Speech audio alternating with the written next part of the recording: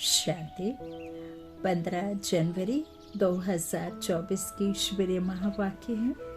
आज के साकार मुरली के सार में मीठी मीठी प्यारे प्यारे श्री बाबा ने मीठे मीठे प्यारे प्यारे श्री बाबा के बच्चों से, रूहानी बच्चों से कहा, मीठे बच्चे, पावन बनने के लिए याद की यात्रा बहुत ज़रूरी है। यही मुख्य सब्जेक्ट है। इस योग बल से तुम सर्विसेबल गुणवान बन सकते हो। प्रश्न है मुरली का, तुम बच्चे जो योग सीखते हो यही सबसे निराला योग है, कैसे? उत्तर में बाबा ने कहा, आज तक जो योग सीखते या सिखाते आए वह मनुष्यों के साथ योग जुटा, लेकिन अभी हम निराकार के साथ योग लगाते हैं। निराकार आत्मा निराकार बाप को याद करे, यह है सबसे निराली बात। दुनिया में कोई भगवान को याद भी करते तो बिगर परिचय, ऑक्यूपेशन के बिना किसी को याद करना यह भक्ति है। ज्ञानवान बच्चे परिचय सहित याद करते हैं, बाप को जानते हैं, पहचानते हैं, मानते हैं, डायरेक्ट संबंध जोड़ते हैं ईश्वर से। ईश्वर हमें पढ़ाते हैं, ईश्वर कौन है, कैसे हैं, क्या करते हैं, कहाँ रहते हैं, है ना, हमारा उनके साथ में संबंध क्या है, हम सब कुछ जानते हैं, है ना, परिचय सहित। ओम शांति। रूहानी बाप बैठ बच्चों को समझाते हैं। बच्चों को पहले पहले तो बाप का परिचय मिला है। छोटा बच्चा पैदा होता है तो उनको पहले पहले माँ बाप का परिचय मिलता है। तुम्हारे में भी नंबरवार पुरुषार्थ अनुसार हैं जिनको रचता बाप का परिचय मिला है। यह भी बच्चे जानते हैं ऊंचते ऊंच बाप ही है, उनकी ही महिमा बतानी है। महिमा गाते भी हैं, शिवाय नमः, ब्रह्मा नमः, विष्णु नमः। शोभता नहीं, शिवाय नमः शोभता है। ब्रह्मा देवता नमः, विष्णु देवताए नमः अक्षर शोभता है। उन्हों को देवता कहना पड़े, ऊंचते ऊंच है भगवान। जब कोई आते हैं तो पहले पहले बाप की महिमा ज़रूर बतानी है। वह सुप्रीम बाप है। बच्चे भूल जाते हैं कि बाप की महिमा कैसे सुनाए। पहले तो यह समझाना है कि वह सुप्रीम बाप है, टीचर भी है, सतगुरु भी है। तीनों को याद करना पड़े। बाप हमें संगम युग पर ब्रह्ममुख वंशावली बच्चे बनाकर पालना कर रहे हैं, टीचर बन पढ़ा रहे हैं, सतगुरु बन सदगति करा रहे हैं। तो सदगति कराने वाला, पढ़ाने वाला, पालना देने वाला ना, वही सुप्रीम बाप है। टीचर भी है, सतगुरु भी है। तो बाबा कहते तीनों को याद करना पड़े। यूँ तो याद श्री बाबा को ही करना है तीनों रूप में। यह तो पक्का करना पड़े, तुम बाप की महिमा को जानते हो तब तो करते हो। उन्होंने तो ऊंचे ते ऊंचे बाप को ठीक कर भीतर में कह दिया है, मनुष्य में भी कह देते हैं, लेकिन मनुष्य तन में भी सदैव तो रह नहीं सकते। अब वो भगवान सुप्रीम सोल परमात्मा बाबा कहते हैं मनुष्य तन का आधार ज़रूर लेते हैं, लेकिन वो मनुष्य के तन में आते हैं, वो तन उनका नहीं, वो आधार लेते हैं। लीज कहो, उधार कहो, थोड़े समय के लिए वो ज्ञान देने के लिए उसमें आते हैं। तो उसमें सदैव नहीं रह सकते, वह तो सिर्फ लोन लेते हैं। वह खुद कहते हैं मैं इनके तन का आधार लेता हूँ। उसे बैल कहो, नंदी कहो, हाँ, जो बाबा कहते हैं ना, भागीरथ ने बोलते हैं कि गंगा नदी को नीचे उतारा तो ज्ञान सागर बाप इस ब्रह्मपुत्र नदी के तन में, ब्रह्मपुत्र नदी है ना, उनके मुख से क्या निकला? ज्ञान। किसका? परमात्मा का। ज्ञान सागर का ज्ञान ब्रह्मपुत्र नदी के मुख से निकला। बड़ी नदी है ना, तो ये सब बात समझने की है ना। अब जो चट्टानों से, ऊपर पहाड़ों से पानी गिरता है। अब उसके पहाड़े के जहाँ से मुख से पानी निकलता वहाँ गौमुख बना दो सीमेंट का या किसी का, तो उससे तो कोई तृप्त नहीं होगा, उससे तो किसी की मुक्ति, जीवन मुक्ति हो ना सके। तो ये ज्ञान सागर बाप आकर सत्य ज्ञान देते हैं, तो इनके तन का आधार लेता हूँ। तो पहली बात पक्की करनी है कि बाप है सत्य। वही सत्य नारायण की कथा सुनाते हैं। नर से नारायण सत्य बाप ने बनाया है। सतयुग में इन लक्ष्मी नारायण का ही राज्य था। वह कैसे बने, किसने बनाया, कब कथा सुनाई, कब राजयोग सिखाया, यह सब तुम अभी समझते हो।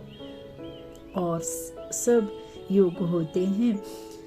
बाबा कहते मनुष्यों के साथ ऐसा होता नहीं। जो मनुष्य का योग निराकार के साथ हो वह भी परिचय से। आजकल बल शिव से योग लगाते हैं, पूजा करते, परंतु जानते नहीं उनको कोई भी नहीं जानते। यह भी नहीं समझते कि प्रजापिता ब्रह्मा जरूर साकार दुनिया में होगा। मुंझे हुए हैं। समझते हैं प्रजापिता ब्रह्मा तो पहले सतयुग में होना चाहिए। अब प्रजापिता तो प्रजा के बीच में जो पतित दुनिया है उधर ही होगी ना, तो लोग मुंझे हुए हैं। अगर सतयुग में प्रजापिता ब्रह्मा हो तो फिर सूक्ष्म वतन में क्यों दिखाया है? अर्थ नहीं समझते। यह साकार है कर्म बंधन में, वह सूक्ष्म है कर्मातीत। यह ज्ञान कोई में भी नहीं है। ज्ञान देने वाला एक बाप ही है। वह जब साकार ज्ञान दे तब तुम दूसरों को सुनाओ। बाप का किसको परिचय देना बहुत सहज है, अल्फ पर ही समझाना है। यह सभी आत्माओं का बेहद का बाप है। किसको परिचय देने में कोई तकलीफ नहीं है, बहुत सहज है, परंतु निश्चय नहीं, प्रैक्टिस नहीं तो किसको समझा नहीं सकते। किसको ज्ञान नहीं देते तो गोया ज्ञानी है, ज्ञान नहीं तो भक्ति है ना, देह अभिमानी। ज्ञान होगा ही देही अभिमानी में। जो भी ज्ञान है ना, वो जब तक आप खुद को आत्मा निश्चय नहीं करेंगे ना, इस देह से खुद को न्यारा नहीं समझेंगे ना, तब तक आप में ज्ञान आ ही नहीं सकता। देह अभिमान में भक्ति रहती है और ज्ञान में देही अभिमानी होकर रहते। तो हम आत्मा है, हमारा बाप परम पिता परमात्मा वही बाप, टीचर, सतगुरु भी है। प्रजापिता ब्रह्मा भी है ना। बाप ने प्रजापिता ब्रह्मा का ऑक्यूपेशन भी बताया है, तो अपना भी ऑक्यूपेशन बताया है। बाप ने प्रजापिता ब्रह्मा का ऑक्यूपेशन भी बताया है, तो अपना भी ऑक्यूपेशन बताया है। मनुष्यों ने तो शिव और शंकर को मिलाकर एक कर दिया है। कहते हैं शंकर ने आंख खोली तो विनाश हो गया। अब परम पिता परमात्मा जब इस घनघोर अंधियारी रात में आते हैं, तब वो बाबा क्या कहते हैं, ब्रह्मा विष्णु महेश है ना, बाबा क्या करते हैं, रचना रचते हैं, त्रिमूर्ति शिव है ना। तो ब्रह्मा द्वारा क्या होता है, बाबा पालना विष्णु द्वारा दे रहे, ब्रह्मा द्वारा स्थापना करा रहे हैं और शंकर द्वारा विनाश। तो जो आत्माओं को यह पता चला कि अब हम योग बल से पवित्र बनेंगे, विकारों को खत्म कर पाएंगे, परमात्मा की याद में रह करके हम अपने पापों को विनाश करेंगे, देवकुल की आत्मा बनने के लिए दैवत्व धारण करेंगे, तो वो आत्माएं तो सतयुग में चली हैं। अब जो बाबा कहते हैं काम वासना, काम विकार, ये सब जो भी हैं जास्ती जितना होगा, तो फिर वो विकारी मनुष्य आत्माएं फिर कहाँ जाएंगी? जो द्वापर में आने वाली आत्माएं हैं वो तो मनुष्य योनि में आने वाली हैं, विकारों की दुनिया में, रावण राज्य में आएंगी, तो फिर वो उसी दुनिया में आएंगी। लेकिन यहाँ जो विनाश शंकर द्वारा है, तो बाबा कहते फिर जो भी जास्ती पाप बढ़ा है, अनेक धर्म का खात्मा होना, बाबा कहते ना महाभारत महान भारत बनने के लिए होती है। और ये सचमुच की महाभारत लड़ाई है जो आप सराउंडिंग चारों तरफ जो भी देख रहे हैं, विनाश और ये सब जो भी देख रहे हैं, चाहे वो फिर नेचुरल कैलेमिटीज के द्वारा हो, चाहे मनुष्य आत्माओं के द्वारा बॉम्ब लड़ाई ये सब हो, और चाहे घर घर की जो लड़ाइयाँ हैं, तो जो भी पैसे के लिए धन के लिए लड़ाई लड़ते, तो ये सब ड्रामा में नूंद है, ये सब होना ही है। खूने नायक नदियाँ बहेंगी तब तो फिर घी और दूध की नदियाँ बहेंगी, बाबा कहते हैं। तो अनेक धर्मों का विनाश और एक धर्म की स्थापना, इस कलयुग को अंत बाबा कहते संगम युग पर। आप ना संगम योगी ब्राह्मण हैं बच्चे, बाबा कहते, तो ना आप तो कलयुग में भी नहीं हो और अभी आप सतयुग में भी नहीं, आप संगम पर हैं ना। तो आप पुरानी दुनिया से नाता तोड़ चुके हैं, मन बुद्धि से पुरानी दुनिया में रह रहे हैं, लेकिन मन बुद्धि से वहाँ आपकी बुद्धि जाती नहीं। तो इस तरह से बाबा कहते शंकर ने आँख खोली तो विनाश हो गया। अब विनाश तो बॉम्ब से, नेचुरल कैलेमिटीज से होता है। शिव शंकर महादेव कहते हैं यह चित्र कोई यथार्थ नहीं है, यह सब भक्ति मार्ग के चित्र है, वहाँ ऐसी कोई बात नहीं। प्रजापिता ब्रह्मा भी देहधारी हैं, कितने ढेर बच्चे हैं, तो यह सब चित्र पूजा के लिए ही है। बाप ने समझाया है यह व्यक्त और वह अव्यक्त, जब अव्यक्त बने हैं तो फरिश्ता हो जाते। मूल वतन सूक्ष्म वतन दोनों ही हैं, जरूर सूक्ष्म वतन में भी जाते हैं। बाप ने समझाया है प्रजापिता ब्रह्मा जो मनुष्य है वही फरिश्ता बनता है, फिर राजाई का भी उसमें दिखाया है। फिर यह राजी करेंगे। सूक्ष्म वतन के चित्र ना हो तो समझाने में मुश्किलात हो। वास्तव में विष्णु का चतुर्भुज रूप भी है नहीं। वास्तव में बाबा कह रहे हैं विष्णु का चतुर्भुज रूप नहीं है। लक्ष्मी नारायण, लक्ष्मी को आगे खड़ा करेंगे, उनके दो भुजा, पीछे नारायण को खड़े करेंगे, उनके दो भुजा, तो चार दिखेंगे ना। आगे नारायण खड़े होंगे, पीछे लक्ष्मी, तो पीछे लक्ष्मी के दो, आगे नारायण के तो दो, चार भुजा। इसमें फिर चार दिखा दिए। बाबा कहते किसी के भी चार भुजा नहीं होते, 10 शीश नहीं होते, किसी का तीसरा नेत्र यहाँ उगता नहीं है। ये बुद्धि रूपी नेत्र की बात बाबा ने त्रिनेत्र कहा है, त्रिनेत्रधारी बनाया ना बाबा ने त्रिलोकीनाथ ने। तो इस तरह से बाबा कहते चतुर्भुज रूप विष्णु का नहीं है, यह है भक्ति मार्ग के चित्र। बाप समझाते हैं आत्मा को ही पतित से पावन बनना है, पवित्र बनकर चली जाएगी अपने धाम। आत्माएं निराकारी दुनिया में रहती हैं, साकारी हैं यहाँ।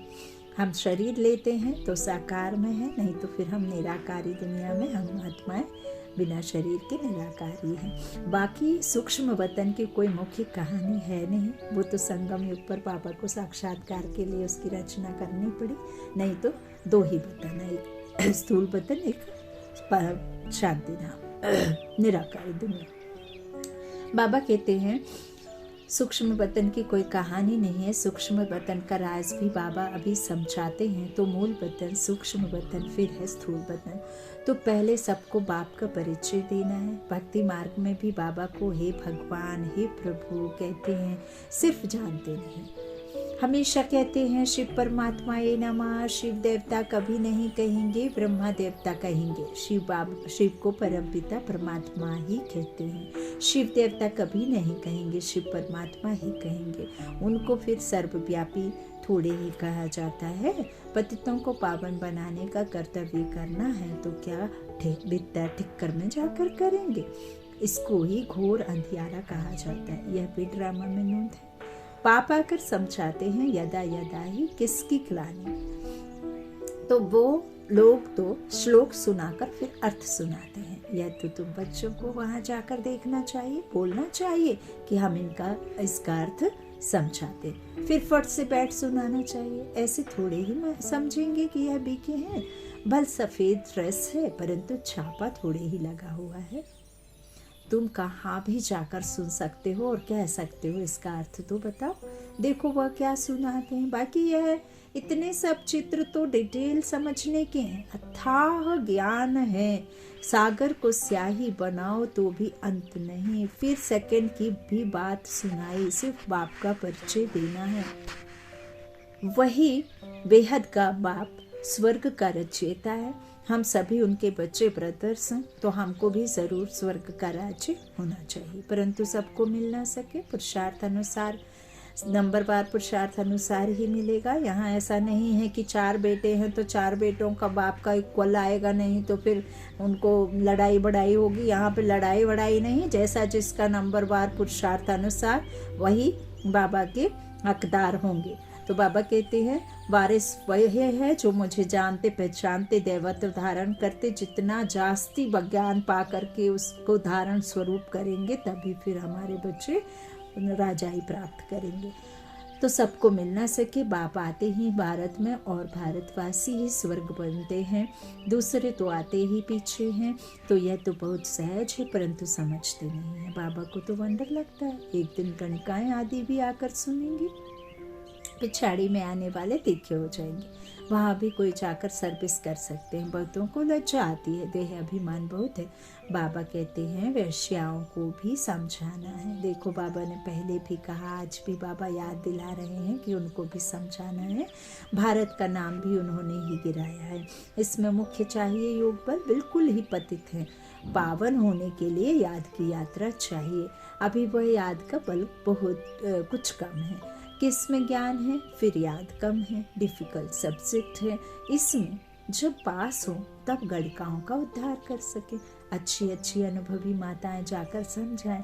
कन्याओं को तो अनुभव नहीं, माताएं समझा सकती हैं।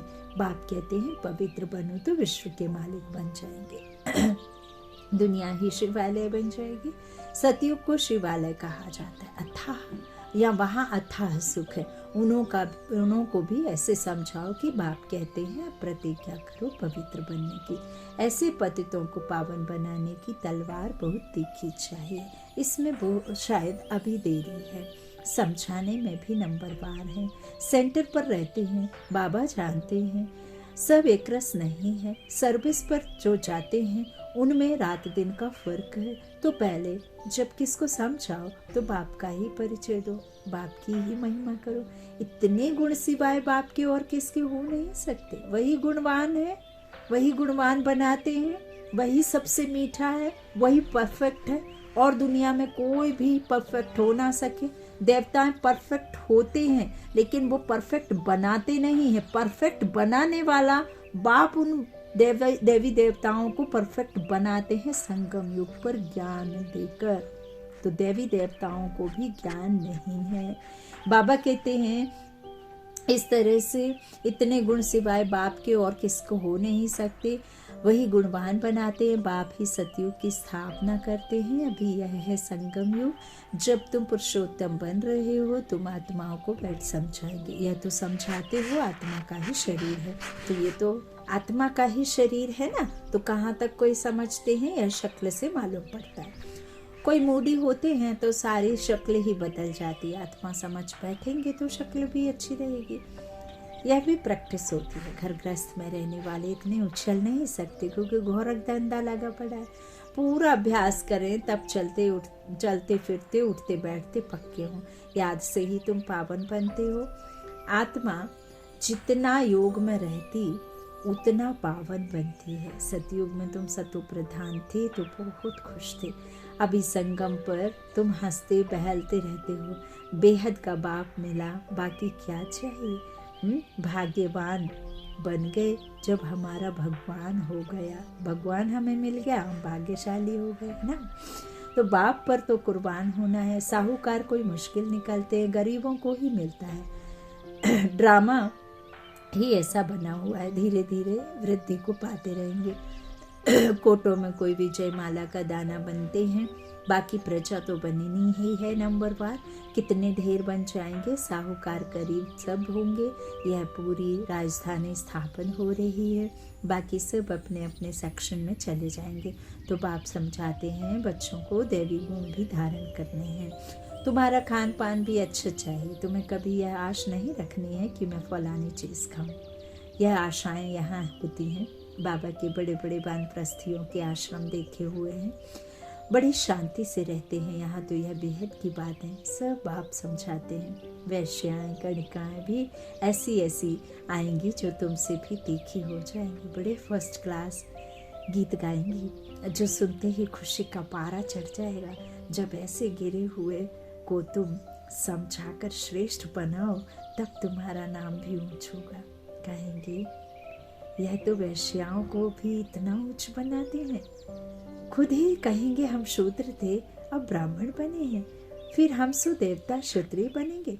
बाबा हर एक को समझ सकते हैं कि यह कुछ उन्नति को पाएंगे व नहीं, पिछाड़ी में आने वाले उनसे आगे बढ़ जाएंगे। आगे चलकर तुम सब देखेंगे, अब भी देख रहे हो, नए बच्चे सर्विस में कितने उछलते हैं। अच्छा, मीठे मीठे से खिलाते बच्चों प्रति माता पिता बाप दादा का याद प्यार और गुड मॉर्निंग। रूहानी बाप की रूहानी बच्चों को नमस्ते। हम रूहानी बच्चों की रूहानी माता पिता बाप दादा को याद प्यार और गुड मॉर्निंग। शुक्रिया बाबा, शुक्रिया। धारणा के लिए मुख्य सार है। पहला बाबा ने कहा, पहला पतितों को पावन बनाने की सेवा करो, गणिकाओं वेश्याओं को ज्ञान दो, गिरे हुए को उठाओ, उनका उद्धार करो, तब नाम वाला हो। दूसरा, स्वयं की दृष्टि को पवित्र बनाने के लिए चलते फिरते अभ्यास करो कि हम आत्मा हैं, आत्मा से बात करते हैं। बाप की याद में रहो तो पावन बन जाएंगे। वरदान है अनादि स्वरूप की स्मृति द्वारा संतुष्टता का अनुभव करने और कराने वाले संतुष्ट मणि भव। अपने अनादि और आदि स्वरूप को स्मृति में लाओ और उसी स्मृति स्वरूप में स्थित हो जाओ, तो स्वयं भी स्वयं से संतुष्ट रहेंगे और औरों को भी संतुष्टता की विशेषता का अनुभव करा सकेंगे। असंतुष्टता का कारण होता है अप्राप्ति। आपका स्लोगन है, पाना था सो पा लिया। बाप का बनना अर्थात वर्षे का अधिकारी बनना। ऐसे अधिकारी आत्माएं सदा भरपूर संतुष्ट बनी होंगी। स्लोगन है, बाप समान बनने के लिए समझना, चाहना और करना, इन तीनों की समानता हो। बाप समान बनने के लिए समझना, चाहना और करना, ये तीनों की समानता हो। अव्यक्ति साइलेंस द्वारा डबल लाइट फरिश्ता स्थिति का अनुभव करो। वरदानी रूप से सेवा करने के लिए पहले स्वयं में शुद्ध संकल्प धारण करो। सारा दिन शुद्ध संकल्पों के सागर में लहराते रहो और जिस समय चाहे शुद्ध संकल्पों के सागर के तले में जाकर साइलेंस स्वरूप हो जाओ। आपकी यह डीप साइलेंस स्थिति वायुमंडल का परिवर्तन कर देगी और आप स्वयं को डबल लाइट फरिश्ता अनुभव करेंगे। फूल